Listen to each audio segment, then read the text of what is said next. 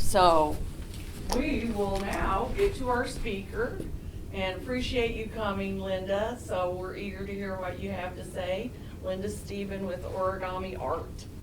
Yes, thank you, everyone. So, like many of you, I am an entrepreneur with more than one business. So, I have worked with my company Unfolding Communications. I've done basically publicity, media outreach, launching all kinds of products, books, United Nations, like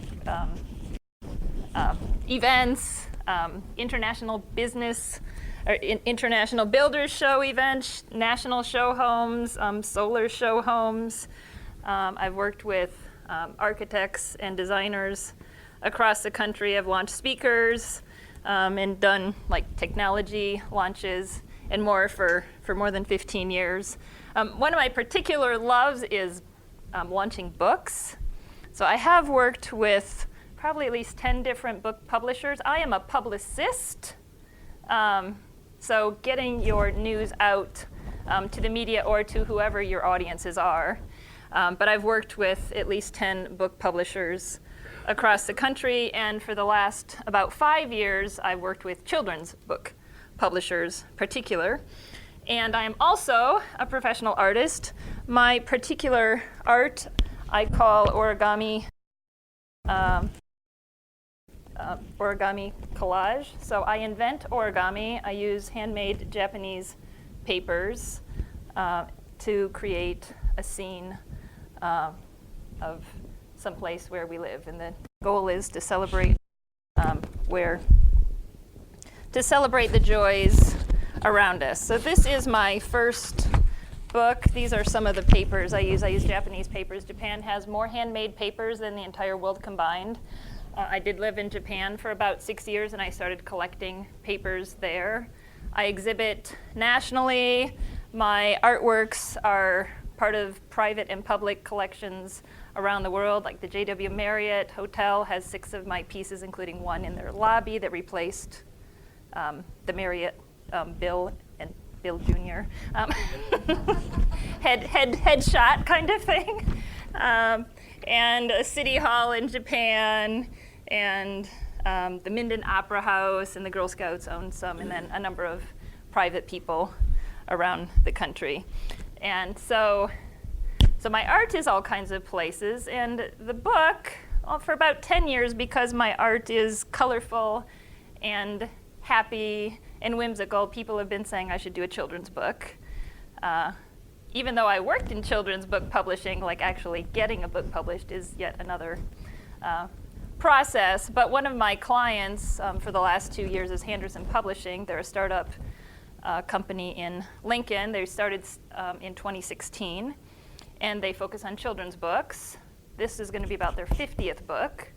The CEO just won the Inspire Award from the Lincoln Journal-Star last September, partly because of my nomination and my work for them. But when they hired me to do publicity for them and to raise their awareness, like locally among they also said that they wanted to do a book of my art. So initially, the idea had been to take my existing art, like the corn maze or something, and then the CEO who is a poet, was going to write poems like related to each piece or something like that. But over time, then we developed it into this. My book is called The Day We Went to the Park, and the official launch date is tomorrow. And well, the release date is February 1. I'm doing the book launch party tomorrow at Francine Finch Bookstore, another startup who I actually met here like 2.5 years ago, maybe 3 years ago, before she opened her store, Leslie Huerta. She did all kinds of research before she opened an independent bookshop in Lincoln. So it's called The Day We Went to the Park, and it's basically Holmes Lake Park in origami. That's me with the art piece. It took about 6 months to make the art, and it's a walk around the park looking at the birds, the gravel, the squirrels, the wildflowers and butterflies. These are some of the papers that I use. So ladybugs, various kinds of things. With a book, it is really important. I often talk to people who self-publish, and it's like their book came out 6 months ago, and they say, "Can you do anything for me?" And it's possible, but it's unlikely, and I generally like to have success. So I try to not take on people who they wrote a book 2 years ago and now they want to do publicity or get the news out about it. So with a book, generally it's 6 to 9 months before the launch that you have to start the marketing. Here's canoes and kayaks, a little girl in a wheelchair who's modeled after one of my friend's daughters. And there, believe it or not, there's a deer in there. And the original art for this book is on exhibit this month also at Francie and Finch, all the month of February. So if you're unavailable tomorrow between 5:30 and 7:30, Francie and Finch is at 130 South 13th Street. So it's just south of the Walgreens at 13th and O in the old telephone building. And she has like 2 display walls for art. I have about 14 pieces in there. The sailboats are actually a separate artwork than the Holmes Lake, and they are inspired by a lake in northern Michigan. So, but it's all made with paper. People think it's felt or fabric, but it's Japanese papers. Japan has more handmade papers than the entire world combined. So that's a view. And I will be giving away one book at the end here today. We can collect, pass the pot.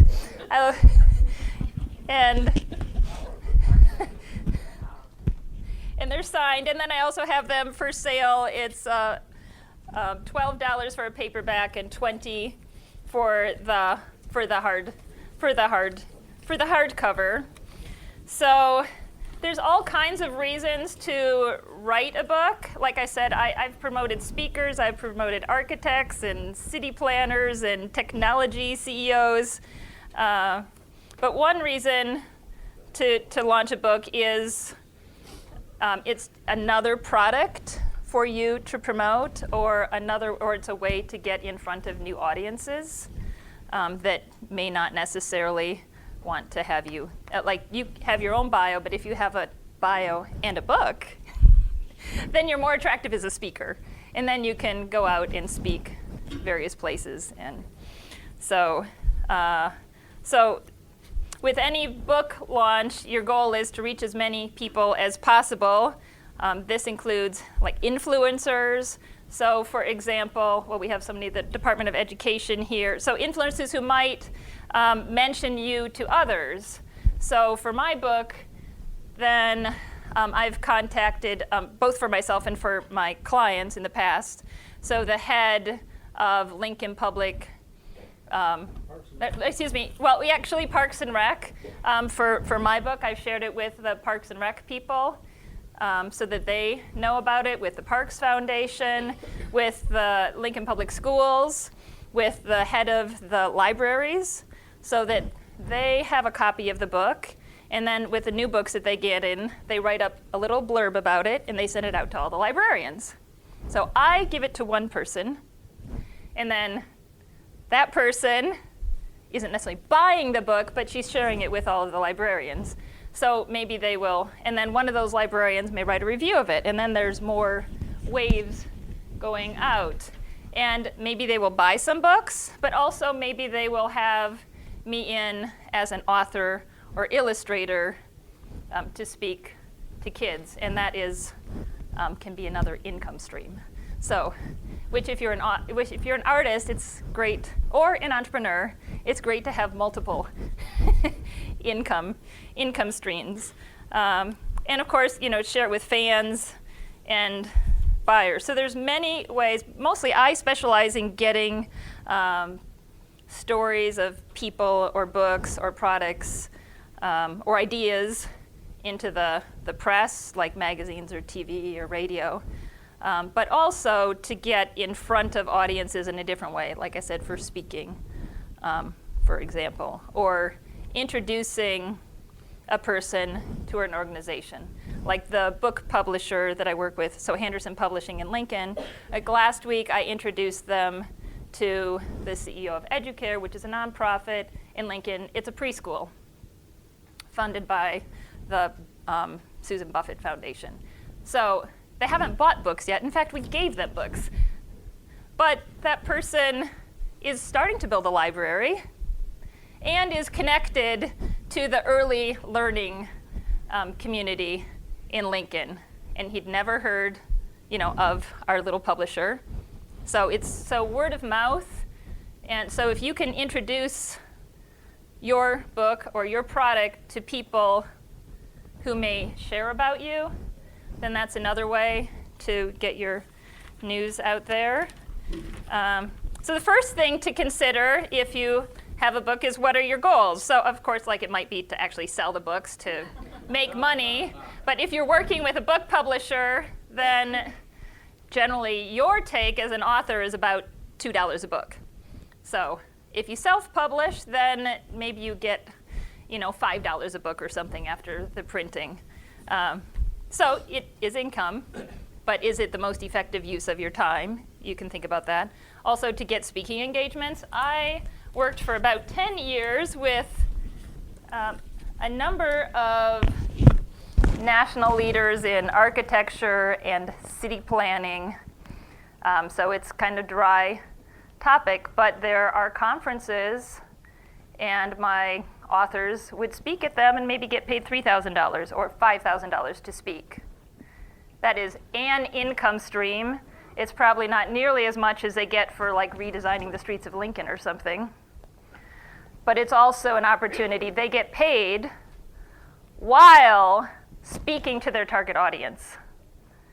So all of these different kinds of ripples are helpful. And then, if you have a book, then to get interviews to talk about your services. Like we have the lighting designer person or something. So maybe someone's doing, a building magazine is doing some feature on, new trends in lighting or something. They need to speak to someone who is an expert in that niche topic. So that might be you. And then that's another way to get you.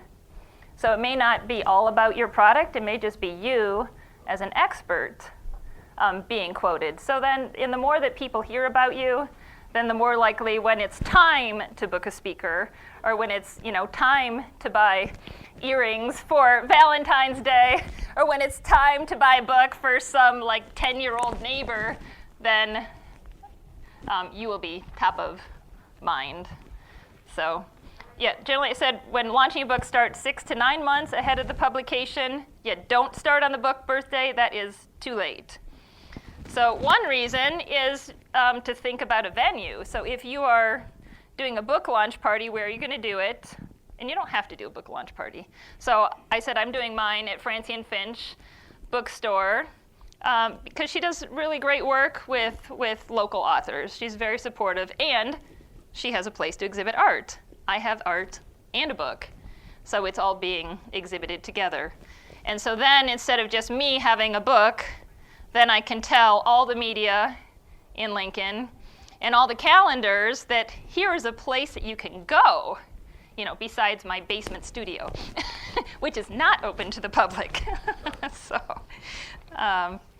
and for example, for arranging the February 7 book launch date, I knew our book was going to come out sometime in the spring. So we were thinking February or March or April, because it's a book about summer at the park. If it goes well, then we'll do fall and winter and spring. Not necessarily Holmes Lake Park, but at parks and out and about. So March, I'm not here. I have to travel sometime in March, so it was not the best of times for me. And I suggested to Leslie, how about February 15 or something like that? And she said, well, really, the best thing to do is First Friday. Because people already have First Friday on their calendar, even if they don't know you. They're out and about, and so we chose First Friday. With most of the other books that I have launched at Francie and Finch, then we've done them on a Wednesday or something, Wednesday evening. And that's fine, and you can get all of your friends and your connections in there, and maybe you have 30 people. But on First Friday, then there's more people beyond your network who will be coming in. So if you can find a venue that helps you to maximize your goals, and for my goals, it is book sales, but it's also part of my reason for making the book is to raise awareness of my art, and for people that love my art to be able to take a part of it home, because my smallest pieces framed, I mean, they're inexpensive museum quality frames. They're like $300, and most of them are like $1,800 and $3,000. I mean, they're large, and the frames themselves are $600. So many people are very super fans of my unique art, but they probably have a better chance of taking home a $12 book to enjoy. So there's multiple reasons on why you want to, and some people write a book just because it's on their bucket list, and they want to do it, to get it out of their system or for their children, and there's all kinds of good reasons. So your event, let's see, we talked about that. And also, so yes, to book your event, that's one reason to start early. Also, media deadlines, or even calendar deadlines. So first of all, if you're going the traditional route, you need to send your book to traditional book reviewers like Publishers Weekly or Kirkus Reviews or the Library Journal or the School Library Journal or something like that, with hopes that you'll be covered. You have about a 1 in 100 chance or less. But still, if you do not send it, you're guaranteed to not be covered. And most of those deadlines are 4 months before the publication date. That means you have to have your book. It may not be the final. It's called advanced review copy. So it's a draft of the book. It's very close to final. You can still change some text. You can still change some photos. But so 4.5 months before the launch date, you need to have books to send out to those. And some reviewers are a little more forgiving. They only need it 3 months in advance or 2 months in advance. And some want it after the book is out. But those are rare. And then just even a regular magazine like, I don't know if I brought it. Like Elle Magazine or Living Well magazine. Living Well is put out by Aging Partners, and it's quarterly. So I've done events that I've had in here because I was on the board of the Seniors Foundation raising money for special projects for Aging Partners. So we wanted to have news of our fundraising event in this magazine, and the magazine comes out in April. Our event is in May. The deadline for the April issue is something like January 15. So you have to back up 3 or 4 months from the publication date of the magazine. Even Elle Magazine, which mostly focuses on nonprofits and good news with nonprofits and people doing philanthropy in Lincoln, it's 4 months in advance that they need that. And bigger magazines that are monthly, like all of the, like Better Homes and Gardens and all of those kind of like lifestyle magazines, they often work about 6 months in advance. So 4 to 6 months in advance, you need to get your news to them in order to have it come out in February. So that's why you need to start early, because it's kind of like making Thanksgiving dinner. If you want everything to come out at the same time, and ideally you should have a lot of publicity and news and events and speaking all come out about the time of your launch. So you hit people right, left, washi-giddy. So it helps just create a bigger wave to keep going out there. And even like a newspaper's 4 to 6 weeks in advance usually. Like 3 weeks is about the cutoff. I do work with lots of nonprofits in Lincoln and, like I said, some authors. So the Neighborhood Extra is very friendly to local events in the newspaper. This comes out on Saturday. But they generally need the news about at least 3 weeks before. And then he will schedule it. And there's no guarantee that you're going to be in. But if you don't submit it, you're guaranteed to not be in. And like he gave me this much coverage. He made it in color. All the inside was black and white. Could have included me. My news. See the community market, Isley Library. That was a black and white photo. It's a great story. He included mine on the back cover, with a photo of the book and a photo of me. And I sent that to him, and he ran it immediately. I mean, for me, ideally, maybe it would have been like last weekend, right before the event. Might have been better, but that's out of your control. So when you share it with the media, then you don't get to decide when it runs. If you want to have control over everything, then you buy an ad, which can be part of your campaign, but you're an entrepreneur, you have to stretch your budget, so maybe you have more. And it's a decision you can make. I do not specialize in advertising. I specialize in, quote, free media, which is not free because it involves much time and skill. So how can you reach old and new audiences? So one way, you could send emails to everyone, individual emails to everyone. You could call everyone that you know. You could stand on a street corner and hand out, flyers about your news. The reason I love doing through the media is it takes time to put together a package to give to them. But then when you do it, then automatically this goes to like 73,000 people. How long would it take me to individually email 73,000 people? Are all of them going to read it? Maybe not. But it's for efficiency of your time. And even it's not even like Lincoln Journal Star is big here. And I've gotten all kinds of things in the Wall Street Journal, which is like 1.5 million or something like that circulation. It has to be the right story.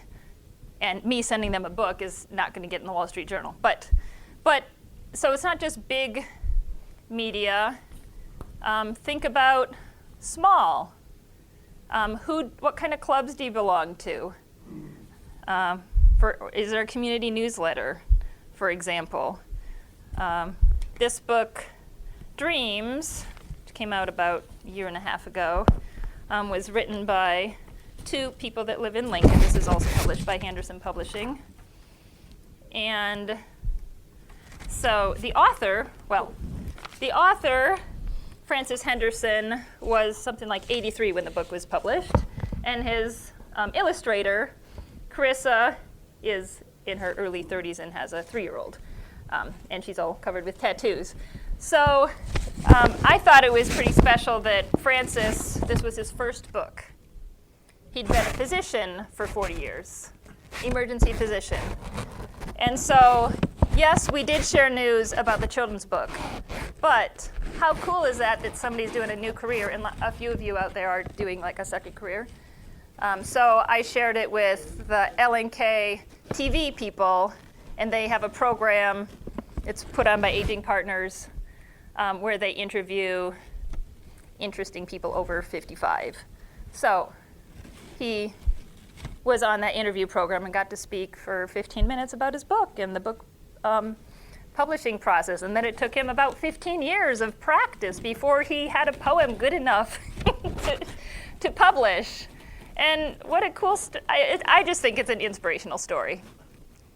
It's a little different view than just, okay, here's a book, a bedtime story written by someone who has worked with children for 40 years. Anyhow, so think about the various angles. And then Francis also, he lives in a retirement facility in town, and where he lives, they featured him in their December newsletter.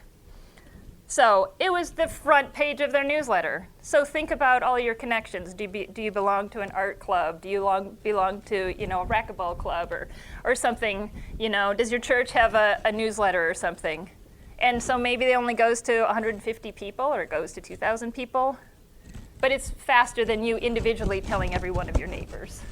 So think about that. And I've found that these kind of non-traditional stories or angles, sometimes yield better results. This is a book. It's a young adult novel. It was done with permission from DC Comics. No images allowed. But it was a story of Lois Lane as a teenager in modern times. Anyhow. So, and one of the, and we did get it in the LA Times, and we did get it in Publish Weekly, but we had lots of super fan support from a blog called something like Women Write Comics.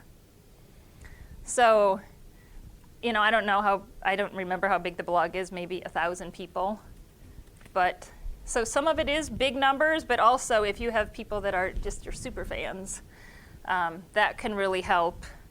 And she eventually, she ended up speaking all at some Comic-Con small conferences and at Superman's hometown in Ohio, some annual event there, and various kinds of things. So think, yes, it's a book, it's a novel, but what are some of the niches that you can do? And then who can be your partners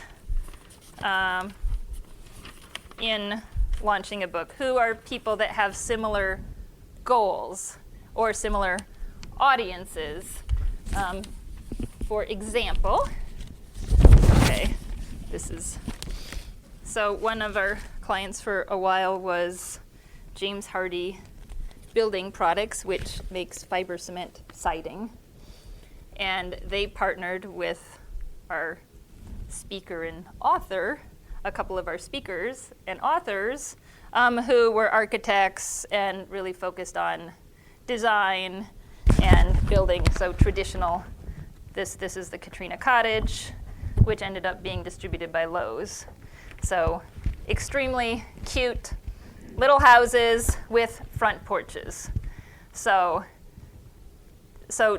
their goal for the siding company, they wanted spokespeople. Besides them, they're selling a product, so they had other people out there telling their story. And yes, the authors got paid to go give a talk, but so the siding company would host the talk and pay for the lunch, and then they would bring in one of our authors to speak about beautiful design, and they happened to have all kinds of case studies and photos of houses that maybe they designed or that fit their beauty criteria from around the country that used that product. So you can have other people. So it's great for the speaker because they get paid.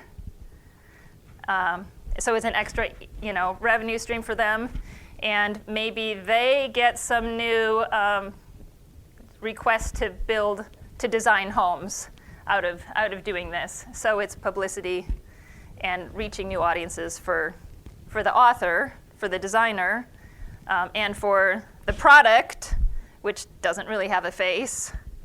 They have a lot more fun, colorful story to share around.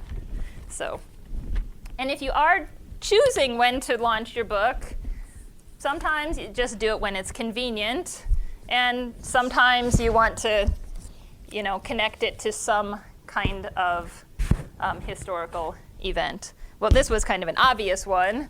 Juneteenth for Maisie. Juneteenth is a holiday in June celebrating the end of slavery when it was finally announced. It was announced on June 19 in Texas, something like 5 years after slavery actually ended, but nobody knew. No one was told. We did not launch this in June, but we launched it in February, which is Black History Month, and it was enough time, say, for librarians or conference organizers to have the book by June. So if you're launching a book, think about, when is the best season, spring or back to school time, for example. Like we had Janine Bryant in here from Changing Spaces about a month ago or something like that.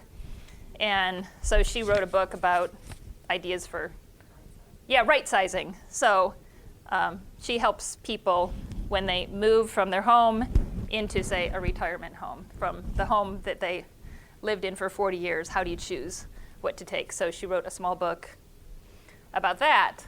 And she's planning on a next book. So she would like it to come out in January because January, is a time like people try to renew. So time to organize your house or organize your life. But other good times for her could also be, say, March, because think spring cleaning time or something. Or it could be fall because it's after summer. It's like, okay, we have to get serious because it's back to school time again. So think about that in your launches. And anyhow, so I think I'm just about out of time. But whatever you do, just do something and enjoy the process and celebrate. And then after you announce, you're never done. That's why I call my company Unfolding Communications, because you have to keep finding new ways to share your story over and over again. So quickly, yes, tomorrow you are welcome to come to the book launch. It's free. Cookies and probably wine or tea or something like that at Francie and Finch. And also, if you would like a little more nitty-gritty on hints for launching a book, I am teaching a workshop. It's now going to be on Zoom called Marketing and Promotion for Authors and Illustrators. It's for the Society of SCBWI, the Society of Children's Book Writers and Illustrators. They did not have a branding person help them with their acronym. It's too old and it's terrible. It's a wonderful organization. So for the Nebraska chapter, I'm putting on a workshop 2.5 hours. So we're going to do how to write a press release, for example, and what kinds of places can you be in front of your audience. So some brainstorming time and that kind of thing. 2.5 hours. And it's $25 if you're a member and $40 if you're not a member. So it's pretty affordable. I'm focused on book illustrators and writers, but really it would apply to any book. So I have a couple of those sheets back there or here. Thank you. Any questions? Yes? Did you have Carissa within your book? I did. Because it's beautiful. Yes, well, okay, I don't do the design. The publisher does the design. I did publicity for it. Now, I'm limited in how much time. I think I probably put about maybe 30 hours into it. Ideally, you should put in about 400 hours in 6 months on promoting your book. But I have lots of books to promote, and hers was one. So Carissa Bettendorf, who is the who's the illustrator of Dreams, and she has a new book out called Everybody's Baby. It came out in December. It's just, her watercolors are just so beautiful. It's a baby surrounded by a lot of different wildlife. Animal creatures that are kind of like the bear is hugging the baby and the foxes are nosing the baby and that kind of thing. It's a bedtime story and saying that everyone loves you kind of thing. So we got her in the Lincoln Journal-Star, and I also got her in some national reviews and that kind of thing. So, yeah. Well, 7 questions. I only have Go. 1 or 2. Throughout your whole presentation, I saw a theme of, even though you said your goals are to make money and to sell books, but there's a servanthood piece of your theme that goes on. How did you, as an entrepreneur, how did you develop that servant mentality? Because everything you talked about is helping others, even within your own books. Well, I think it's because I really enjoy working with speakers and experts, so it's sharing information. I mean, in theory, information is free. Well, exactly, Yeah. it is. And it's, sometimes hard to get people to pay for your information. Yeah, but the more people that know about it, that's a good question. I think it's You're just being part. humble. It's You're being no, humble, yes, so- yes. It's part of who I am. I give a lot. I'm not going to list how many nonprofits that I have worked with, or like next week I'm working with the Girl Scouts, and I'm thinking, oh my gosh, how am I going to prepare my house to have Girl Scouts? To show my studio, I say no one comes in the studio except the Girl Scouts. As one with an architectural background. Yes. How do you said something about architecture kind of mundane or something like that before. I think they do a horrible, and I've been in the business Yeah. for 30 years, and I'm not a registered architect, but I've been in the design side. How do we get architects to want to value and promote themselves? They do a horrible job. Well, and that's why it was fun, because the people I was working with were the few rare people that were really good at speaking and who wanted to share ideas. Good. 4 of my people at some point were listed in the top 50 most influential people in the building industry. One of those was the designer. She was at that point, the designer of the Katrina Cottage. She was 34 years old at that time. She was listed ahead of President Bush. She was not even an architect. She was a designer, an architectural designer. Yeah, that's my lady. But she did a lot with the, after Hurricane Katrina, made this cottage, and it served a need. It went into, it was the price of one of the trailer homes. And the same size, except it was beautiful and it was permanent instead of something to be thrown away in 2 years. So instead of $90,000 for a cottage, or for a mobile home that's going to be thrown away, for $90,000 you could have a really exquisite little cottage. So we had her out speaking, yes, about hurricane recovery, but also about affordable housing all over the place. And then all kinds of people wanted it for like a backyard little place or for a vacation home. So I didn't really answer your question. It's just part of who I am. I give a lot, but I'm also very thankful for Lincoln because it's such a great city. There's lots of people that give a lot here. There's Yeah. a theme out there called Giver's Gain. Yeah. Oh, good. Yeah, and anyway, I didn't mean to put you on the spot. No, and I have been That's able one of the to- best forms of marketing. And I have been able to support my family. Now, I could do other work and easily make, 5 times as much. But I am, I need to get paid, but I'm highly motivated by doing well and endorphins. So it makes me happy, and as long as somehow through everything, all of the various income streams, I can pay my bills, then it's good enough. And my impact is great, whether my income is not necessarily. But I can live and have a good life, yeah. Just to hitchhike on what John was saying about give or gain or something like that. And I just heard an interesting statistic the other day. Dropbox makes their revenue off of less than 5% of their users. That is really, well, that makes you happy as an entrepreneur, like they're big, Yeah, right? yeah, exactly. But most people use the free version. Right. But 5% of their users, That's enough to their support revenue. them. Yeah. Yeah, that's great.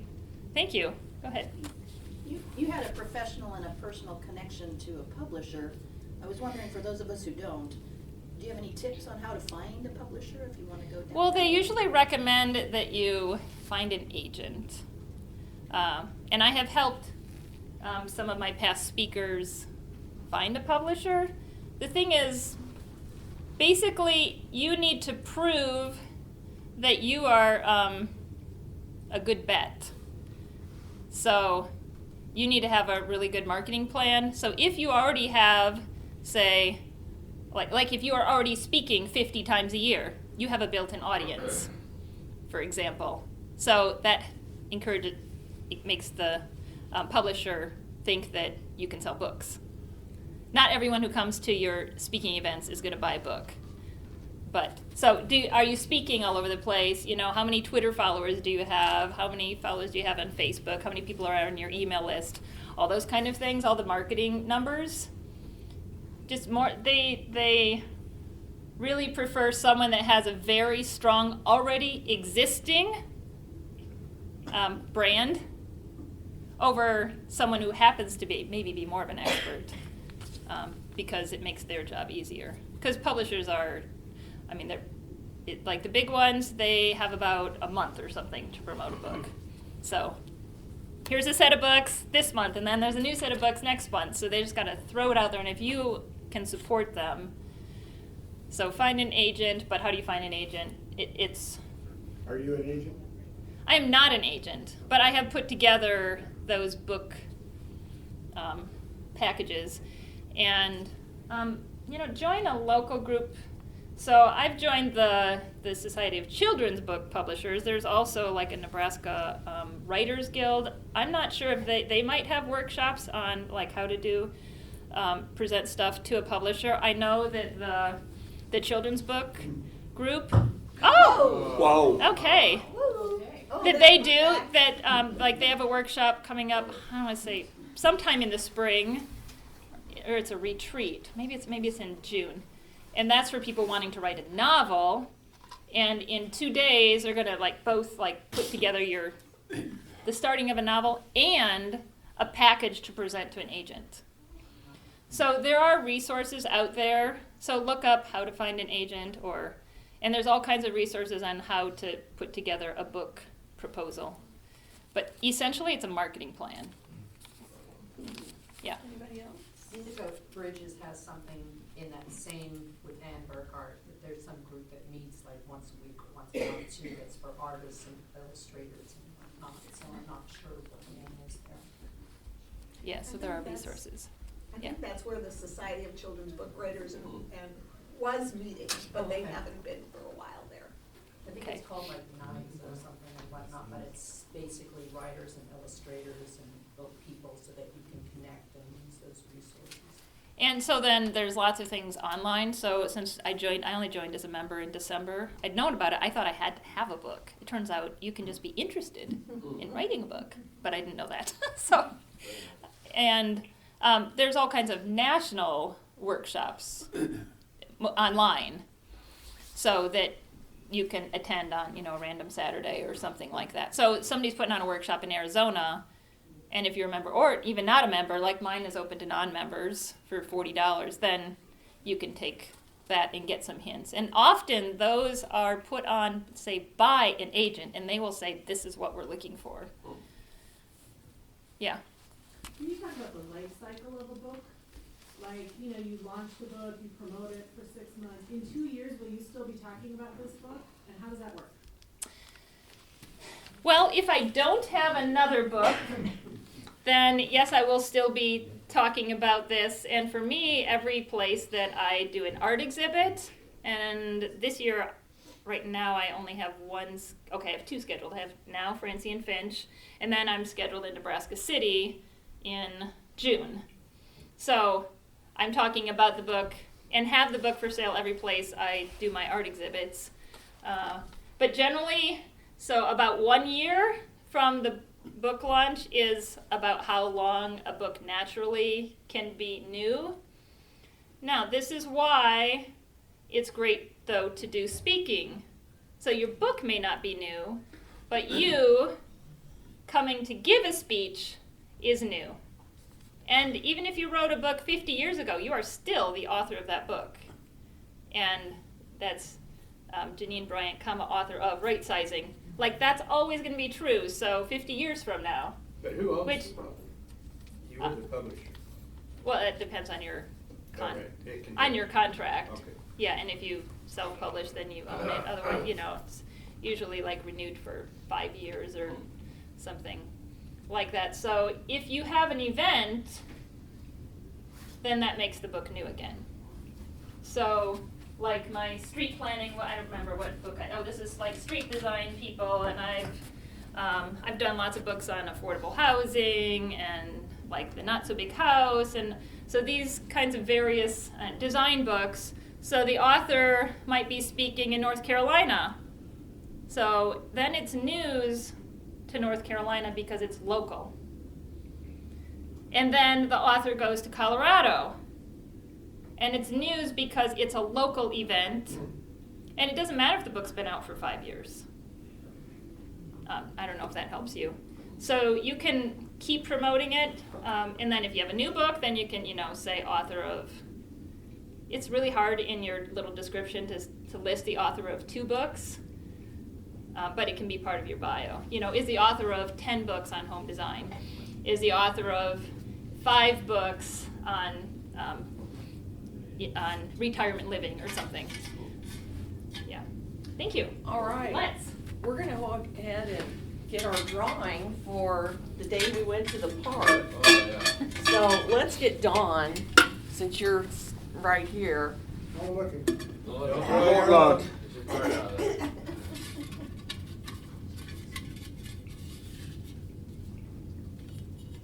Quentin Foley. All right, Quentin.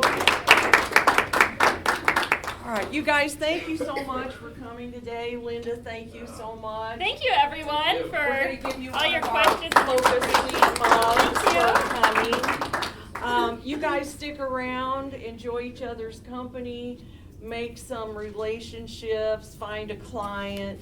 Collaboration is our word around here. We know it's a pathway to success. So have a great week and come back next week, and we will be having our own Graham Cooper come and talk to us about one of 3 fabulous topics. Yeah, they're all great titles, aren't they? Yeah, thanks a lot for coming, guys. Have a wonderful Hey, week. James. Good to see you. Good to see you.